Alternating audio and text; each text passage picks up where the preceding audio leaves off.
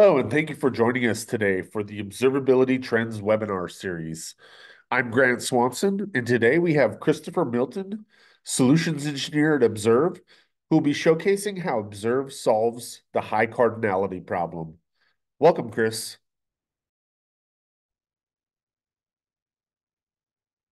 Thanks, Grant, and welcome to our webinar, Solving the High Cardinality Problem with Observe.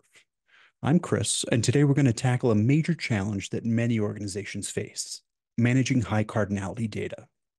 Now, whether you're familiar with this term or this is all new to you, by the end of today's session, you should have a clear understanding of what high cardinality is, why it's an issue in IT observability, and how platforms like Observe can provide effective solutions to handle it. So here's a quick overview of what we'll be covering.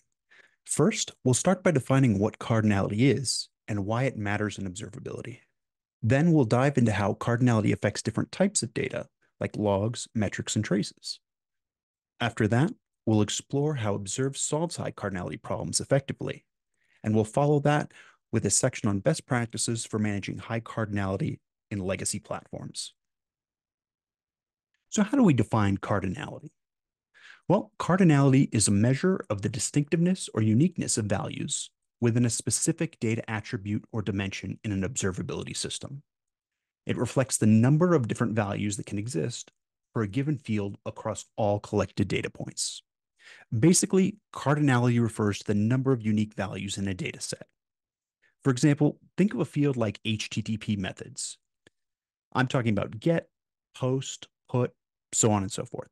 There's only a few possible values that can be returned. So that's low cardinality. On the other hand, if you're tracking something like session IDs, every single session has unique value, meaning you're dealing with high cardinality. In observability, the more unique values we track, the more complex the data becomes. This increase in complexity can slow down queries and increase storage costs. So let's make this a bit more relatable. Imagine a coffee shop that tracks sales. If they only track how many coffees they sell each day, that's low cardinality. It's a simple count. But when they start recording what types of coffee are sold, espresso, cappuccino, so on, the complexity increases, creating a more moderate level of cardinality. Now, let's say on top of that, they also want to track loyalty card IDs, drink preferences, and payment methods for each purchase. Now, this is a much higher cardinality because each purchase adds a new layer of uniqueness. In IT observability, this complexity is similar to what we see in cloud native environments today, such as AWS, Azure, or GCP, where millions of unique data points are generated. Now, it's also worth mentioning that cardinality is introduced differently depending on the type of data we're dealing with. I'm talking about logs, metrics, or trace data.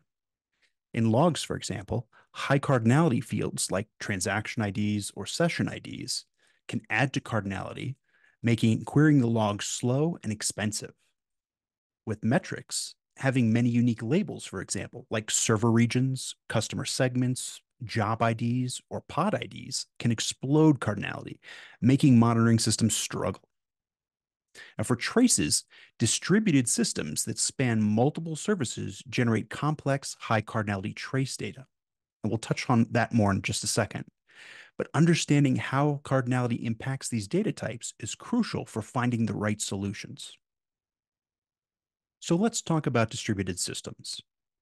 Distributed systems are where high cardinality truly becomes a challenge. As these systems grow, each service or node generates its own unique set of metrics, logs, and traces, which cause the number of unique data points to increase exponentially.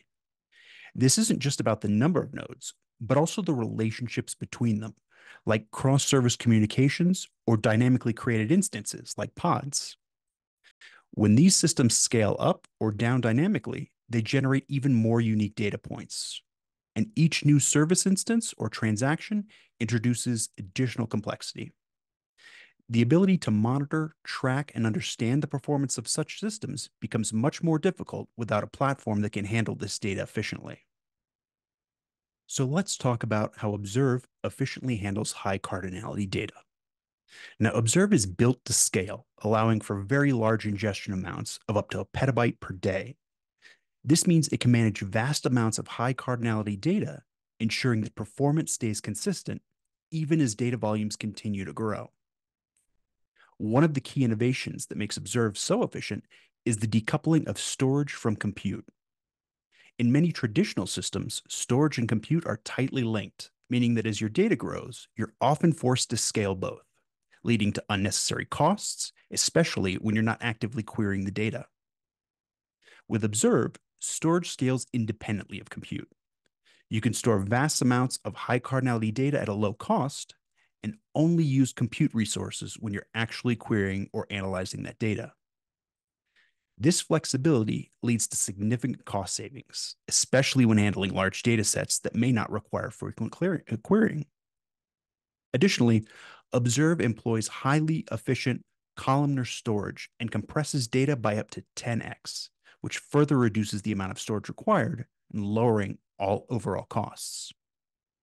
These technologies make Observe a powerful solution for handling high cardinality data at scale while keeping costs under control. There's another game changing feature of Observe that significantly aids in managing high cardinality, and that's schema on demand, which deserves a deeper dive on its own slide. So, schema on demand, it's a defining feature of the Observe platform, and it's an incredibly powerful approach when dealing with high cardinality data. One of the most significant benefits of schema on demand is its flexibility. It allows the schema to be applied at the time of data retrieval rather than during ingestion, which means that you aren't limited by predefined structures when you store data. This makes it much easier to work with evolving data sets, particularly those with unpredictable or dynamic high cardinality fields. With Schema on Demand, you can ingest raw, unstructured data rapidly. And this is crucial when working with high cardinality data sets, as they often contain a wide variety of unique and diverse values. By storing data in its native format, you preserve all of those unique values without forcing them into a rigid structure, which is essential for maintaining the full scope of insights. Another major advantage is the ability to apply multiple schemas to a single data set. Now, this is incredibly useful when different use cases require different views of the same data, especially in high cardinality environments. Instead of duplicating the data for each view, you can tailor schemas to each specific analysis need while keeping storage requirements low. And finally, Schema on Demand excels in exploratory analysis. Since the schema is interpreted dynamically, you can adapt on the fly as new patterns of high cardinality fields emerge. This adaptability means you're always able to stay responsive to the changing data without needing to adjust the underlying storage. By leveraging Schema on Demand, you gain both the flexibility and performance needed to efficiently handle high cardinality data. So let's take a look at how Schema on Demand actually works within the platform. So in Observe here, I'm in our Log Explorer, and I'm viewing raw container logs coming from Kubernetes. Now, I'm going to go ahead and do some light filtering on these logs to surface a data log lines that would be a good example. I'm going to select a specific namespace, and I'm going to do a keyword search to bring up some specific log lines. So we have these log lines up here. I can go ahead and double click on one of these, and we can see that the log information is actually an unstructured text string. But I see some fields in here that could be very useful to me in my schema. For instance, user ID, product ID, and quantity. So what I'll do is I'll go ahead and leverage one of Observe's AI features here, where I'll say I want to extract from this string. It's going to comb through this log line here, and it's going to pick out fields that it can extract. I'm going to go ahead and select the fields that I want, namely user ID, product ID, and quantity. I'm going to hit the Generate Regex button to have Observe create the regex entry to extract this data. I'm going to click Apply, and those fields now appear directly in my schema: user ID, product ID, and quantity. Now, let's say I want to take this one step further. Let me go ahead and open this in a worksheet, and we'll further enrich this schema dynamically.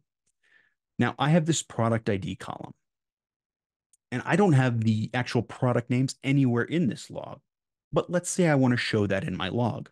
Well, I know I have another data set that has these product IDs and product names together. So what I can do is I can go ahead and link our data here to another data set, our product data set here. And I'm going to link this on our product ID column. And we'll call our new column here product. So now we're going to correlate the product ID that we have in our logs to the product name in that other data set and marry the two together in this schema. So now I'm viewing actual product names.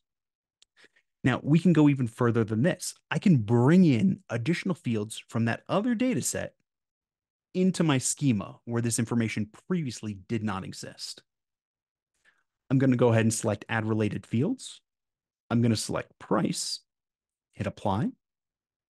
And this is going to bring the pricing data for those items directly into our schema. So using schema on demand, we've extracted fields from a unstructured text string, brought those fields into our log here. We've pulled in another data set that we've linked to this one, and we've correlated the information, namely product ID, to the product name and brought that information over. And on top of that, we pulled in additional data from that alternate data set, pricing information, to further enrich our schema. Now, the cool thing about this is that because we're not applying a rigid schema to this upfront, I have this completely new, unique view, and I'm not duplicating any of this data.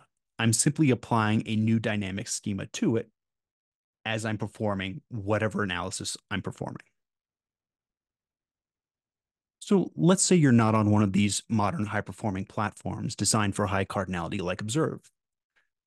Managing high cardinality in these legacy platforms can be challenging, but there are several proactive strategies that can help reduce its impact on your system. Let's go through some key features and practices you can implement.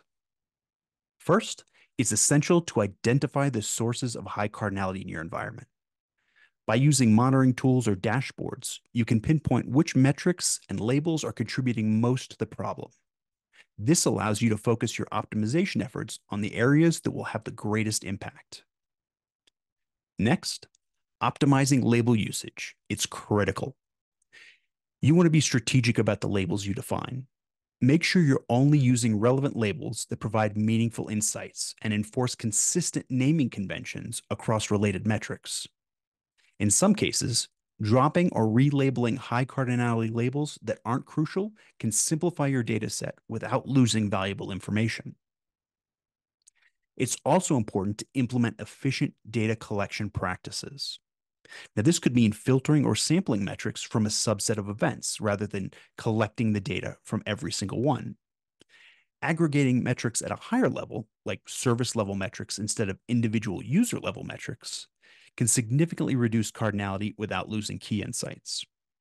And defining retention policies can ensure that detailed metrics are only kept for a short time, while aggregated metrics are stored longer for long-term analysis.